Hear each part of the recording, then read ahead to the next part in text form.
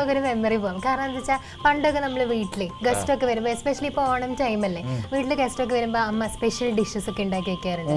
എപ്പോഴേലും ഈ ഡിഷ് ഇവരൊക്കെ ഒന്ന് പോയിട്ട് എനിക്ക് ആ ഡിഷ് കഴിക്കണം അങ്ങനെയൊക്കെ തോന്നിയിട്ടുണ്ട്. എപ്പോഴും തോന്നിയിട്ടുണ്ട്. ലാസ്റ്റ് എപ്പോഴും തോന്നിയത് ഇപ്പൊ എനിക്ക് അങ്ങനെ സ്വീറ്റ്സിനോട് അങ്ങനെ ക്രേവിംഗ് ഒന്നുമില്ല. പക്ഷെ പണ്ടൊക്കെ വീട്ടിൽ ആൾക്കാർ ആരെങ്കിലും വിസിറ്റേഴ്സ് വരുമ്പോൾ എനിക്ക് ഭയങ്കര ബാക്കിലേക്ക് മെമ്മറി പോവാണെങ്കിൽ ഈ വേഫേഴ്സ് പോലെ വരില്ലേ ചെറുത്, ചെക്സ് അതിനുള്ള ചെറിയ ക്രീമൊക്കെ ഉണ്ടാവും. ഇത് ആരെങ്കിലൊക്കെ വരികയാണെന്ന് ഇത് പ്ലേറ്റിൽ വയ്ക്കും. അപ്പോൾ എനിക്ക് പണ്ട് ഉണ്ടായിട്ടുണ്ട്. ആരോ എൻ്റെ വീട്ടില് അയൽവാസി ആരോ പെണ്ണ് കാണാനുള്ള ചടക്കുണ്ടായിരുന്നു. അപ്പോൾ ഭയങ്കര സ്വീറ്റ്സ് ആയിരുന്നു. അപ്പോൾ എൻ്റെ വീട്ടിലാണ് വെച്ച്. എനിക്കാണെങ്കിൽ ഇത് എങ്ങനെയെങ്കിലും എടുക്കണമെന്നുണ്ടായിരുന്നു. അപ്പോൾ ആരും എൻ്റെ കയ്യിലൊരു കൊട്ട് കൊട്ടിട്ട് അപ്പോൾ എൻ്റെ ആകെ റിലേ ഔട്ട്, ആകെ നാണക്കേടായി. എനിക്കത് ഇഷ്ടമായില്ല. അപ്പോൾ അതിനുശേഷം ഞാൻ അങ്ങനെ എടുക്കാനും നോക്കിയിട്ടില്ല. പക്ഷെ എനിക്ക് ആ ഒരു ബിസ്ക്കറ്റിനോടും പിന്നെ എനിക്ക് ഏറ്റവും കൂടുതൽ ഇഷ്ടമുള്ള ബിസ്ക്കറ്റ് ലിറ്റിൽ ഹാർട്ട്സിന്റെ ചെറിയ ബിസ്ക്കറ്റ് ഉണ്ട്. ഉണ്ണിയപ്പം നെയ്യപ്പം അതൊക്കെ വേറെ, ചെറിയൊരു പലഹാരം എന്ന് പറയുമ്പോൾ അതുകൊണ്ടാണ് ഞാൻ ആക്ച്വലി നന്നായിട്ട് ഇതൊക്കെ കഴിക്കുന്ന ഒരാളാണ്. അതിപ്പോൾ ഞാൻ വർക്കൗട്ട് ചെയ്തില്ലെങ്കിൽ പെട്ടെന്ന് വണ്ണം വയ്ക്കും, അല്ലെങ്കിൽ വല്ല അസുഖമൊക്കെ വരും. അപ്പോൾ ഡയറ്റ് ഒക്കെ ഫോളോ ചെയ്യാനും ഭയങ്കര ഇഷ്ടമാണ്. അപ്പോൾ അങ്ങനെ നോക്കുമ്പോൾ ഇങ്ങനെ ഒരു സംഭവം. അപ്പോൾ എന്തും കഴിച്ച് വർക്കൗട്ട് ചെയ്ത് കുറയ്ക്കണം അങ്ങനെയാണോ? ഈറ്റ് ഹെൽത്തി ആണോ? Eat healthy, actually eat healthy. Healthy പറയുമ്പോൾ ഒരിക്കലും ടേസ്റ്റി ആയിരിക്കില്ല. ടേസ്റ്റി എന്ന് പറയുമ്പോൾ പിന്നെ അങ്ങനെ കൂടുതൽ ടേസ്റ്റി ഫുഡ് ഹെൽത്തി അല്ല. സോ ഇൻ ബിറ്റ്വീൻ എന്തെങ്കിലുമൊക്കെ നമുക്ക് ഇൻ ബിറ്റ്വീൻ ഇപ്പോൾ നിങ്ങൾക്ക് ആരെയും ഇപ്പോൾ ഞാനൊരു വീട്ടിൽ പോയി അവർ പറയാൻ ഉണ്ണിയപ്പം കഴിക്കും, ഞാൻ ഒരിക്കലും നോ എന്ന് പറയാറില്ല. നമ്മളോട് ഇത്രയും ഇഷ്ടം കൊണ്ട് എസ്പെഷ്യലി ഞാൻ ഫുഡിനോട് നോ പറയാറില്ല. ബിക്കോസ് ദൈവം സഹായിച്ചിട്ട് 3 നേരം ഫുഡ് കിട്ടണം. വേറെ എനിക്ക് വലിയ ആഗ്രഹമൊന്നുമില്ല. ഉണ്ട്, കുറേ ആഗ്രഹങ്ങളുണ്ട്. ബട്ട് ജസ്റ്റ് ആയിട്ട് ഉറക്കം, ഭക്ഷണം, ഇതില് കോംപ്രമൈസ് ഇല്ല. First priority. അപ്പോൾ നമ്മൾ കേട്ടിട്ടുണ്ട് ഈ അഹമ്മദാബാദിലൊക്കെ ജീവിച്ച സമയത്ത്, അതെനിക്ക് അറിയില്ല, എന്തൊരു തിയേറ്ററോ ജിമ്മോ അവിടെയൊക്കെ ഉണ്ടായിരുന്നു. അവിടെ ഒരു വർക്ക്ഔട്ട് ചെയ്യുമ്പോൾ ഗേൾസ് ഒക്കെ പാസ് ചെയ്യുമ്പോൾ നോക്കിയിരുന്ന് അങ്ങനത്തെ മെമ്മറി നമ്മള് ഗേൾസിനെ ഇംപ്രസ് ചെയ്യാൻ വേണ്ടിയിട്ട് ഫസ്റ്റ് ചെയ്തൊരു കാര്യം. ഇത് എന്റെ ജിമ്മ് ഈ ഗുജറാത്ത് ഗവൺമെന്റ് ഓരോ ഏരിയക്ക് വേണ്ടി ഒരു ജിം ഉണ്ടാക്കിയിട്ടുണ്ട്. സോ അവിടെ നമുക്ക് കാർഡ് കിട്ടും. 150 രൂപയുള്ളൂ ഒരു വർഷത്തേക്ക്, 150 രൂപ വളരെ. സോ ഈ ഫിറ്റ്നസ് ഒക്കെ ഭയങ്കര ചെയ്യാൻ വേണ്ടി പിള്ളേരുടെ ഇടയിൽ ഫിറ്റ്നസ്. ഈ ജിമ്മ് വലിയൊരു ക്യാമ്പസ് പോലെ സ്ഥലത്താണ്. ഇവിടെ തൊട്ടടുത്തുള്ള എല്ലാ സ്കൂളിൻ്റെ കുട്ടികൾ PT സമയത്ത് വരും, പിന്നെ ഫിസിക്കൽ ട്രെയിനിങ് സമയത്ത് അവർ വരും. അപ്പോൾ ഞങ്ങളൊക്കെ എക്സസൈസ് ഒക്കെ ചെയ്ത് വലിയ വലിയ പഴയ ജിമ്മാണ്, അങ്ങനെ വലിയ മൾട്ടി ജിമ്മൊന്നുമല്ല. അപ്പോൾ അത്യാവശ്യം എല്ലാവരും ഇങ്ങനെ എക്സസൈസ് ഒക്കെ ചെയ്ത് എങ്ങനെയെങ്കിലും കുറച്ച് മാസം പുഷപ്പ് ചെയ്ത് കണ്ണാടിയിൽ മുകളിൽ അല്ല ഒരു അവിടെ ഒരു വിൻഡോ ഉണ്ട്, അവിടെ ഇങ്ങനെ നിൽക്കും. അപ്പോൾ എല്ലാ പെൺകുട്ടികളും ഇങ്ങനെ വരും. അപ്പോൾ താഴെ ഒരു റെഫ്രിജറേറ്റർ ഉണ്ട്, ഐസുള്ള ഒരു ഫ്രിഡ്ജ് പോലത്തെ സംബന്ധം മുകളിലുണ്ട്. അപ്പോൾ ചില കുട്ടികൾ മുകളിലേക്ക് വരും, ചില കുട്ടികൾ താഴെ തന്നെ നിൽക്കും. നമുക്ക് പിന്നെ ഒന്നുമില്ല, നമുക്ക് വലിയ വലിയ ചേട്ടന്മാരൊക്കെ ഉണ്ടാവും. ഞാൻ പക്ഷെ അവിടെ കുറച്ചിങ്ങനെ കണ്ണാടി അത് ഭയങ്കര ഒരു ത്രില്ലായിരുന്നു. എനിക്ക് തോന്നി ഇവരെയൊക്കെ ഇംപ്രസ് ചെയ്യാൻ വേണ്ടിയിട്ട്, ഒരു പ്രായത്തിൻ്റെ ആണല്ലോ, അവരെയൊക്കെ ഇംപ്രസ് ചെയ്യാൻ വേണ്ടി ഞാൻ കുറെ എക്സസൈസ് ചെയ്തിട്ടുണ്ട്. എനിക്ക് ഇന്ന് അവരോട് നന്ദിയുണ്ട്. ഇതിപ്പോൾ ശീലമായി, ബിക്കോസ് കാരണങ്ങൾ മാറിക്കൊണ്ടിരിക്കും. ഞാൻ വർക്കൗട്ട് ചെയ്ത് ഒരിക്കലും മറ്റൊരാളെ ഇംപ്രസ് ചെയ്യാനോ അല്ലെങ്കിൽ ബോഡി ഷോ കാണിക്കാനല്ല. എനിക്ക് അതിനോടൊരു താല്പര്യം തോന്നി. പിന്നെ ചെറുപ്പത്തിൽ എൻ്റെ ഫിസിക്കൽ കണ്ടീഷൻ ഭയങ്കര മോശമായിരുന്നു. പക്ഷേ ഇതൊരു ഇൻട്രസ്റ്റിംഗ് എപ്പിസോഡാണ്. ലൈക്ക് പെൺകുട്ടികൾ വരും, അപ്പോൾ അത് ഒരു രസമായിരുന്നു ഒരു ടൈമിൽ. ഇന്ന് അങ്ങനെയൊന്നും ചെയ്തൊരു കാര്യമൊന്നുമില്ല. പക്ഷെ ആ സമയത്ത് ഞാൻ ഭയങ്കരമായിട്ട് എൻജോയ് ചെയ്ത സമയം. ബിക്കോസ് എല്ലാ ചേട്ടന്മാരും ഇത്ര ചെറിയൊരു ജനാല എല്ലാവർക്കും ഒന്ന് നിൽക്കണം. അത് പിന്നെ കുറച്ചൊക്കെ ബോഡിയൊക്കെ ആയിട്ട് ഇപ്പം ആയിട്ടില്ല. നെക്സ്റ്റ് അങ്ങനെയാണ്. പക്ഷേ ഉണ്ണിയേട്ടനെ പറ്റി എനിക്ക് തോന്നുന്നു ഇപ്പോഴത്തെ യൂത്തിനൊക്കെ ഭയങ്കര ഇൻസ്പയറിംഗ് ആയിട്ട് എടുക്കാവുന്ന ഒരു കാര്യം തന്നെയാണ്. കാരണം കുഞ്ഞിലെ ഇതുപോലെ ആസ്മ ഇതൊക്കെ ഉണ്ട്, പക്ഷെ അതൊക്കെ ഓവർകം ചെയ്തിട്ടാണ് ഇപ്പോൾ ഇത്ര സുന്ദരം ഹെൽത്തി ആയിട്ട് ഇവിടെ ഇരിക്കുന്നത് അല്ലേ? തീർച്ചയായിട്ടും കേരളത്തിൽ എങ്ങനെ നോക്കിയാലും ഒരു ഒരു ഹെൽത്തിനെ കുറിച്ചുള്ളൊരു ടോക്ക് പറഞ്ഞാൽ തന്നെ എനിക്ക് തോന്നി പലപ്പോഴും വളരെ നെഗറ്റീവായിട്ട് എടുക്കുന്നത്. അതായത് 24 മണിക്കൂർ ഒരാൾ ജിമ്മിൽ പോകുന്നു, അങ്ങനെയൊന്നുമല്ല. ഞാനിതിനെ കാണുന്നത് ഒരു നല്ലൊരു ലൈഫ് സ്റ്റൈൽ, നല്ല ചിന്തകൾ, ആ രീതിയിലാണ് നമ്മളിതിനെ കാണുന്നത്. എനിക്ക് ഭയങ്കര കോൺഫിഡൻസ് ബൂസ്റ്റ് ചെയ്തൊരു കാര്യമാണ്. ചിലർക്ക് പുസ്തകം വായിക്കുമ്പോൾ കിട്ടുന്ന അതേ സന്തോഷമാണ് നമുക്ക് ജിമ്മിൽ പോയിട്ട് കുറച്ച് വർക്കൗട്ട് ചെയ്ത് നല്ല പോസിറ്റീവ് ഫീലിംഗ് ക്രിയേറ്റ് ചെയ്യാം. ചോക്ലേറ്റ് കഴിക്കുമ്പോൾ ഉണ്ടാകുന്ന ഒരു സന്തോഷമാണ് ജിമ്മിൽ പോയിട്ട് ചെയ്യുമ്പോൾ ബോഡി റിലീസ് ചെയ്യുന്ന ചില എൻസൈംസ്.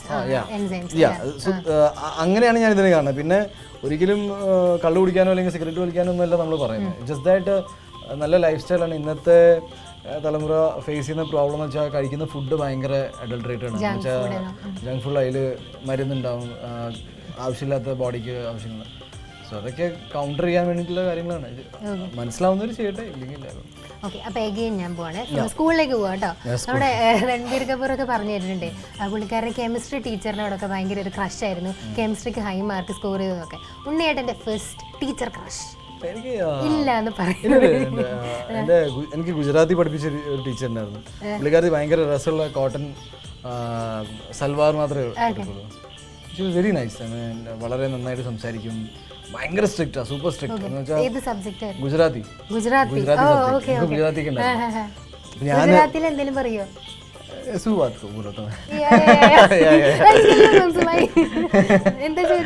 ഞാൻ എന്താ പറയണ്ടത്? സോ ഗുജറാത്തിൽ പക്ഷെ എനിക്ക് ഭയങ്കര കോമഡി ഉണ്ടായിരുന്നു. ഞാൻ ഗുജറാത്തി എക്സാം എഴുതിയിട്ട് ഈ ഗുജറാത്തിയും ഹിന്ദി തമ്മിൽ ഇമ്മീഡിയറ്റ്ലി പറയുന്ന വ്യത്യാസം എന്ന് വെച്ചാൽ ഗുജറാത്തി എഴുതുമ്പോൾ ഹിന്ദി അറിയാലോ, ഹിന്ദി എഴുതുമ്പോൾ മുകളിൽ മറ്റൊരു വര, ഗുജറാത്തിൽ വര ഇടാൻ പാടില്ല, ജസ്റ്റ് അങ്ങനെ വരയില്ല. അപ്പൊ ഞാൻ ഫുൾ ഗുജറാത്തിൽ എഴുതിയിട്ട് എല്ലാത്തിലും വരയിടും. അപ്പൊ ടീച്ചർ എനിക്ക് 0 മാർക്ക് തന്നു. ഞാൻ കൈകാലം പിടിച്ചാൽ സോറി അറിയാണ്ട് പറ്റിപ്പോയതാണ്. അപ്പൊ എനിക്ക് എപ്പോഴും ഇതൊരു കൺഫ്യൂഷൻ ആയിരുന്നു. പക്ഷെ നല്ല രീതിയിൽ തന്നെ പഠിച്ചു, കുഴപ്പമൊന്നുമില്ല. ഈ ടീച്ചർ ഭയങ്കര രസമുള്ള ടീച്ചറായിരുന്നു. വേണമെങ്കിൽ ഇപ്പോൾ ക്രഷ് വേണമെങ്കിൽ പറയാം. Crush, okay. നമ്മുടെ ഗുജറാത്തി ടീച്ചർ. ഇനി ഒരു 1 വേർഡിൽ പറഞ്ഞാൽ മതി കേട്ടോ. നമ്മുടെ മലയാള സിനിമയിൽ വിഗൊക്കെ സിനിമയിൽ ഉപയോഗിക്കുന്നവരൊക്കെ നമുക്കറിയാം. പക്ഷെ റിയൽ ലൈഫിൽ ഏറ്റവും നല്ല വിഗ് ഉപയോഗിക്കുന്ന നടൻ അല്ലെങ്കിൽ നടി? എനിക്ക് അത് പേര് പറയാനുള്ള ബുദ്ധിമുട്ടില്ല, ഇറ്റ്സ് നോട്ട് ഫെയർ. അങ്ങനെ അതൊക്കെ പറഞ്ഞിട്ട് അത് ഒരു വിഗ് ഉപയോഗിക്കുക അല്ലെങ്കിൽ ഒരു എൻഹാൻസ്മെന്റ്, ഒരു പൗഡർ ഇടുന്ന പോലെ തന്നെയാണ് ഞാൻ കാണുന്നത്. എത്ര പേര് പൗഡർ ഇട്ട് നടക്കുന്നുണ്ട്, നല്ല വസ്ത്രങ്ങൾ ഇടുന്നുണ്ട്. ഇതെല്ലാം ഒരു എൻഹാൻസ്മെന്റ് ആണ്. ഒരാൾക്ക് ഒരു വിഗ് അല്ലെങ്കിൽ ആർട്ടിഫിഷ്യൽ ആയിട്ട് എന്തെങ്കിലും വെച്ചിട്ട് ഒരു സന്തോഷം കിട്ടാനും കിട്ടിക്കോട്ടെ. നമ്മളതിനെ അയ്യോ അത് മോശമായി പോയി എന്ന് പറയേണ്ട ആവശ്യമില്ല അല്ലേ? ശരി, സമ്മതിച്ചിരിക്കുന്നു. നമ്മുടെ ഈ ഡെയിലി റൊട്ടീനിൽ പത്രം വായിക്കാറുണ്ട് അല്ലെങ്കിൽ ന്യൂസ് ഒക്കെ ഫോളോ ചെയ്യാറുണ്ടല്ലോ, അതിൽ ഇൻട്രസ്റ്റിംഗ് ആയിട്ട് അല്ലെങ്കിൽ ഭയങ്കര ഫണ്ണി ആയിട്ട് തോന്നിയിട്ടുള്ള ഒരു വാർത്ത പറയും റീസെന്റ് ടൈംസിൽ. എന്നാലും ഒരു രസകരമായിട്ടുള്ള ഓർത്ത് വെച്ചിരിക്കുന്നു. രസകരമായുള്ള വാർത്തകൾ കുറേ ഉണ്ട്. ലൈക്ക് അത് അത്തരം വാർത്തകൾ നമ്മൾ പുറത്ത് പറഞ്ഞിട്ട് അതിനെ ഒരു വാർത്തയാക്കാതിരിക്കാൻ നല്ലത്. ബിക്കോസ് ഫണി എനിക്ക് ഓർമ്മയൊന്നുമില്ല. ഞാൻ അങ്ങനെ വാർത്തകൾ വായിക്കാറുണ്ട്, ഇമ്പോർട്ടൻ്റ് ആയ കാര്യങ്ങളാണ് എൻ്റെ ഓർമ്മയിലുള്ളത്. മറ്റേത് അന്ന് ഞാൻ എപ്പോൾ എൻജോയ് ചെയ്ത് വിട്ടിട്ടുണ്ട്. ഇനിയും ചോദിച്ച ക്വസ്റ്റൻ വെച്ചാൽ ഉണ്ണിയേട്ടൻ ഒരു കട്ട ഫാനാട്ടോ. ഉണ്ണിയേട്ടൻ്റെ പടമൊക്കെ വരച്ച് വെച്ചിട്ടുണ്ട്. എൻ്റെ ഫ്ലാറ്റിലൊരു കുട്ടിയാണ്. അപ്പോൾ അവളുടെ ചോദ്യം കേട്ടോ, ഏറ്റവും പറഞ്ഞിട്ട് കുറേ പഞ്ച് ഡയലോഗ്സ് ഉണ്ടല്ലോ, അതിൽ ഏറ്റവും ഇഷ്ടപ്പെട്ട ഒരു പഞ്ച് ഡയലോഗ് ഉണ്ണിയേട്ടൻ ചെയ്തിട്ടുള്ള ക്യാരക്ടേഴ്സ്? എനിക്കങ്ങനെ പഞ്ച് ഡയലോഗ്സ് ഒന്നും കിട്ടിയിട്ടില്ല. അല്ലെങ്കിൽ അറ്റ്ലീസ്റ്റ് ഇപ്പോൾ ബോളിവുഡ് ഡ്രീം ചെയ്യുന്നു നമ്മളോട് പറഞ്ഞത്, ബോളിവുഡിൽ ഏറ്റവും ഫോളോ ചെയ്യുന്ന ഒരു ആക്ടറുടെ ഒരു പഞ്ച് ഡയലോഗ് നമുക്ക് വേണ്ടി പറയൂ.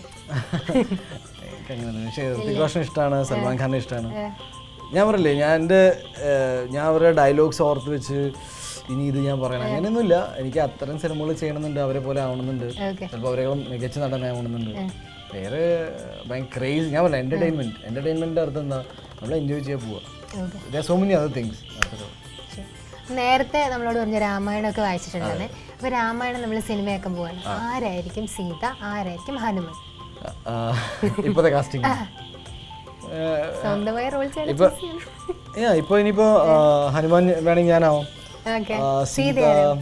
അല്ല, ഹനുമാൻ നമുക്ക് വേറൊരു നടനെയാക്കാം. ഓക്കെ, വേറെ. അപ്പോൾ എന്നാ അങ്ങനെയാണെങ്കിൽ എനിക്ക് മഹാഭാരതത്തിൽ എനിക്ക് പിന്നെ ശ്രീരാമനാവും. രാമായണത്തില് എനിക്ക് രാവണനെ ഭയങ്കര ഇഷ്ടമാണ്, പക്ഷെ എനിക്ക് ശ്രീരാമനെ കൊച്ചാക്കാൻ പറ്റില്ല. അപ്പൊ അങ്ങനത്തെ ചിലൊരു പ്രശ്നം. പക്ഷെ ഹനുമാൻ വേറെ ആരെയും നിങ്ങൾ കാസ്റ്റ് ചെയ്യും, ഞാൻ ഒരാളെ പറഞ്ഞാൽ മതിയല്ലോ. ഇതിപ്പോ കാസ്റ്റിംഗില് ഞാൻ തന്നെ അല്ല, ഹനുമാൻ ഇനിയിപ്പോ വേറെ നിങ്ങൾ കാസ്റ്റ് ചെയ്തോ, ഞാൻ ശ്രീരാമനായിട്ട് ഞാൻ. ശരി, സമ്മതിച്ചിരിക്കണം. അടുത്ത ചോദ്യം ചോദിക്കാം. അടുത്ത ജന്മത്തില് വേറൊരു ജീവിയായിട്ട് ജനിക്കാം. ജീവിയായിട്ടാ? ഏത് ജീവിയാ? കുതിര അല്ലെങ്കിൽ സിംഹം. സിംഹം. ഏറ്റവും പേടിയുള്ള ജീവി ഏതാ? അല്ല, എനിക്ക് ജീവികളെ പേടിയില്ല. ഒരു ജീവിനെ പേടിയില്ല? ഇല്ല, അങ്ങനെ പേടിയില്ല. പക്ഷെ ഞാൻ മണ്ടത്തരം കാണിക്കില്ല. പേടിയില്ല എന്ന് പറഞ്ഞാൽ അവരെ മുന്നിൽ പോയി ചാടുന്നില്ല. പക്ഷെ എനിക്ക് പേടിയൊന്നുമില്ല, മനുഷ്യന്മാരെ പേടി. പാമ്പിനെ ഒന്നും പേടിയില്ല? ഇല്ല, അങ്ങനെ പേടിയൊന്നുമില്ല. നമുക്ക് കേട്ടിട്ടുണ്ട്, അവരെ ഉപദ്രവിക്കാണ്ടിരുന്നാൽ മതി അങ്ങോട്ട്. പിന്നെ ഇവരെല്ലാവരും ഡിഫൻസ് ആയിട്ടാണ് ഇതൊക്കെ ചെയ്യുന്നത്. അപ്പോൾ നമുക്ക് മിണ്ടപ്രാണിയോട് നമുക്ക് അങ്ങനെ പേടിക്കേണ്ട ആവശ്യമൊന്നുമില്ല. ശരി, ഇനിയിപ്പോൾ നമ്മുടെ ഗേൾസിന് വേണ്ടിയിട്ടുള്ള സ്പെഷ്യൽ ക്വസ്റ്റൻ ആണ്. ഓക്കെ. അപ്പോൾ തന്നെ താഴോട്ടൊക്കെ നോക്കി ആദ്യ പ്രേമലേഖനം അല്ലെങ്കിൽ ആദ്യത്തെ ഒരു എന്താ പറയുക ലവ് ലെറ്ററോ മെയിലോ എന്ത് വേണേലും ആവാം, അതിലെഴുതിയ ഒരു റൊമാൻറ്റിക് ലൈൻ. എൻ്റെ ഫസ്റ്റ് ലൈനായിരുന്നു എൻ്റെ ചോദ്യം, പക്ഷെ അതിലെഴുതിയ ഏറ്റവും റൊമാൻറ്റിക് ആയിട്ടുള്ള ഒരു line. If you like me please smile എന്നായിരുന്നു. പിന്നെ വലിയൊരു ലെറ്റർ ആയിരുന്നു. ഞാൻ ചിരിച്ചു, പക്ഷെ അതിന് വേണ്ടിയിട്ടായിരുന്നില്ല. പിന്നെ അവിടെ നിന്ന് ഒരു വല്ലാത്തൊരു കൺഫ്യൂഷൻ ആയിരുന്നു. പിന്നെ ജസ്റ്റ് ഔട്ട് ഔട്ട് അത്രേ ഉള്ളൂ. ഫാസ്റ്റ് റിലേഷൻഷിപ്സ് എന്താണ് ഏറ്റവും പഠിച്ച പാഠം? ഫസ്റ്റ് റിലേഷൻഷിപ്പ് എന്ന് വെച്ചാൽ എവരിബഡി ഈസ് ഗുഡ് ആക്ച്വലി. അത്രേ ഉള്ളൂ. പാഠങ്ങൾ പഠിപ്പിക്കാനുള്ള റിലേഷൻഷിപ്സ് ഒന്നും ഉണ്ടായിട്ടില്ല. ജീവിതത്തിൽ ഏറ്റവും വലിയ പറഞ്ഞ കള്ളം കുറേ പറഞ്ഞിട്ടുണ്ട്. കുറേ കള്ളങ്ങൾ പറഞ്ഞിട്ടുണ്ട്, പക്ഷെ ആരെയും ഉപദ്രവിക്കാൻ വേണ്ടിയൊന്നും പറഞ്ഞിട്ടില്ല. സോ അതുകൊണ്ട് അതിന് വലിയ പ്രശ്നം. ഓക്കെ. മേക്കപ്പ് ഇല്ലാതെ മലയാള സിനിമയിലെ ഏറ്റവും സുന്ദരിയായിട്ടുള്ള നടി? മേക്കപ്പ് ഇല്ലാതെ ഏറ്റവും സുന്ദരിയുള്ള നടി എനിക്ക് തോന്നുന്നത് കാവ്യമാധവൻ ആയിരിക്കും. അവരെ അല്ലെങ്കിലും കാണാൻ ഭംഗിയുണ്ട്, മേക്കപ്പ് ഇട്ടില്ലെങ്കിലും ഭംഗിയുണ്ടാവുന്നതാണ് വിശ്വസിച്ചത്. എനിക്ക് പേഴ്സണലി ഇഷ്ടമാണ്. എന്ന് വെച്ചാൽ എനിക്ക് ആ സമയത്ത് കുറച്ച് നേരത്തെ സിനിമയിൽ വന്നിട്ട് കാവ്യമാധവൻ്റെ ഒപ്പം സിനിമ ചെയ്യണമെന്നുണ്ടായിരുന്നു. ഇത്ര കുറേ കോ ആക്ട്രസിനെ ഒക്കെ കിട്ടിയല്ലോ, ഏറ്റവും കൂടുതൽ കൂടെ അഭിനയിച്ചപ്പോൾ വാവ് ആയി പോയിട്ടുള്ള അല്ലെ ഏറ്റവും കംഫർട്ടബിൾ ആയിട്ടുള്ള അനുഷ്ക തന്നെ. ഓക്കെ. അപ്പോൾ ജീവിതത്തിൽ ഏറ്റവും ഞെട്ടിച്ച ഒരു സമ്മാനം അത് ആര് തന്നാണ്? ഞെട്ടിച്ച അല്ലെങ്കിൽ ഏറ്റവും ഹാപ്പി ആയി സർപ്രൈസ് ആയിട്ടുള്ള ഒരു സമ്മാനം എന്താണെന്ന് പറഞ്ഞാൽ ആരാ തന്നെന്ന്? അങ്ങനെ സമ്മാനങ്ങൾ തന്നിട്ടില്ല. അങ്ങനെ ഒരു ഞെട്ടിച്ച് ഭയങ്കര സന്തോഷം ഉണ്ടാക്കുന്ന സമ്മാനം അങ്ങനത്തെ ഒരു ലൈഫ് സ്റ്റൈൽ ഒന്നും അല്ല നമ്മൾ വന്നത്. ദാറ്റ് ഈസ് ഇന്ന് ബർത്ത്ഡേ ആണ്, ഇന്ന് ഒരു സമ്മാനം. സത്യത്തിൽ ഓക്കെ അങ്ങനെ ഉണ്ടായിട്ടുണ്ട്. ഞാൻ 8ാം ക്ലാസ് പഠിക്കുമ്പോൾ എൻ്റെ ഫ്രണ്ട് സെപ്റ്റംബർ 19 അവൻ സൈക്കിൾ മേടിച്ചു. സെപ്റ്റംബർ 19. അപ്പോൾ ഞാൻ എൻ്റെ അമ്മയോട് പറഞ്ഞു ഇങ്ങനെ സൈക്കിൾ മേടിച്ചു. എൻ്റെ ആണെങ്കിൽ എൻ്റെ ചെറിയ സൈക്കിളായിരുന്നു അന്ന്. അപ്പോൾ എൻ്റെ മുട്ട് കുറച്ച് ഹൈറ്റ് കൂടാൻ തുടങ്ങിയപ്പോൾ സൈക്കിൾ പ്രശ്നമാണെന്ന് ഞാൻ സൂചിപ്പിച്ചിട്ടുണ്ട് അമ്മയോട്. പക്ഷെ നമ്മൾ അത്രയും അങ്ങനെ പെട്ടെന്ന് ഇന്ന് സൈക്കിളോ കാറോ എന്ത് മേടിക്കുന്ന അവസ്ഥയിലായി. പക്ഷെ അന്ന് ദിവസം തിങ്. അപ്പോൾ സെപ്റ്റംബർ 22 2000 എൻ്റെ പിറന്നാളാണ്. അപ്പോൾ ഞാൻ രാവിലെ എനിക്ക് ഇങ്ങനെ ഓക്കെ. അപ്പോൾ പ്രത്യേകിച്ചൊന്നും ഉണ്ടായിട്ടില്ല. ഞാൻ പറയുകയും ചെയ്തു സൈക്കിൾ വേണമെന്ന്. അമ്മ ഓക്കെ എന്ന് പറഞ്ഞു. പിന്നെ വൈകുന്നേരം പെട്ടെന്ന് എന്നാൽ നമുക്ക് മാർക്കറ്റ് വരുന്നത്. അന്ന് എൻ്റെ അമ്മ നടന്നിട്ട് പച്ചക്കറി മേടിക്കാൻ മാർക്കറ്റിലേക്ക് പോകും. ആ സമയത്ത് ഞാൻ ക്രിക്കറ്റ് കളിക്കും. അമ്മ നടന്നു. എൻ്റെ അമ്മ മാത്രമല്ല, എൻ്റെ കൂട്ടുകാരെ എല്ലാവരും അമ്മമാർ എല്ലാവരും ഈ മാർക്കറ്റിൽ നടന്നു പോയി വരിക അങ്ങനെയൊക്കെ ഉണ്ടായിരുന്നു. ആട്ട എന്ന് വെച്ചാൽ ഗോതമ്പ് പൊടി ചപ്പാത്തി ഉണ്ടാക്കാൻ. അപ്പോൾ അത് മെഷീനിലിട്ടിട്ട് ഇങ്ങനെ പൊടിഞ്ഞു വരുമ്പോൾ ഭയങ്കര ചൂടാണ്, ഭയങ്കര നല്ല മണം. അപ്പോൾ അതിങ്ങനെ പിടിച്ചിട്ടൊക്കെ വരണം. അപ്പോൾ അമ്മയൊക്കെ ഭയങ്കര ചൂടായിരിക്കും. അപ്പോൾ ഞാൻ ചിലപ്പോൾ ഇങ്ങനെ ഹാൻഡ് കർച്ചീഫൊക്കെ വെച്ചിട്ടൊക്കെ പിടിച്ചിട്ടാണ് വരിക ചിലപ്പോൾ. അപ്പോൾ ഇത് മേടിക്കണം എന്ന് പറഞ്ഞ് പോവുക. അങ്ങനെ തന്നെ അമ്മ എടുത്തുകൊണ്ട് പോയിട്ട് ഒരു അടുത്തുള്ള സൈക്കിൾ കടയിൽ പോയിട്ട് സൈക്കിൾ മേടിച്ചത്. അപ്പോൾ അത് ഞാൻ ഒരിക്കലും എക്സ്പെക്ട് ചെയ്തില്ല. ആ സൈക്കിൾ ഭയങ്കര നല്ലൊരു മെമ്മറിയാണ്. അപ്പോൾ എന്തായാലും ഇന്നത്തെ ഇന്റർവ്യൂ നമ്മൾ ഒരുപാട് ഉണ്ണിയുടെ ക്ലോസ് ആൻഡ് പേഴ്സണൽ ആയിട്ടുള്ള കുറേ കാര്യങ്ങൾ നമുക്ക് മനസ്സിലായി ഓണമായിട്ടുള്ള നമ്മുടെ സ്പെഷ്യൽ ഇന്റർവ്യൂ. അപ്പോൾ നമ്മൾ വൈൻഡ് അപ്പ് ചെയ്യുന്നതിന് മുമ്പ് നമ്മുടെ പ്രേക്ഷകർക്ക് ഓണം വിഷ്, വരാതിരിക്കുന്ന സിനിമകൾ ഒരു സ്പെഷ്യൽ വിഷ്. എല്ലാവർക്കും ഓണാശംസകൾ. നിങ്ങളുടെ പ്രാർത്ഥനയും സപ്പോർട്ടും എപ്പോഴും ഉണ്ടാവണം. പിന്നെ നല്ല സിനിമകൾ ചെയ്യാൻ ശ്രമിക്കുന്നുണ്ട്. അനൗൺസ്മെൻറ്റുകളൊക്കെ കൂടെ വരും. എന്തായാലും ഈ ഒരു നല്ലൊരു ഇൻ്റർവ്യൂസിനും and everybody thanks a lot. ഇനിയും കൗമുദിയിൽ വരിക. നമ്മുടെ ഓണം ഇതേപോലത്തെ അടിച്ചു പൊളിച്ച് നമുക്ക് ആഘോഷിക്കാം. Once again happy Onam and all the best. Thank U.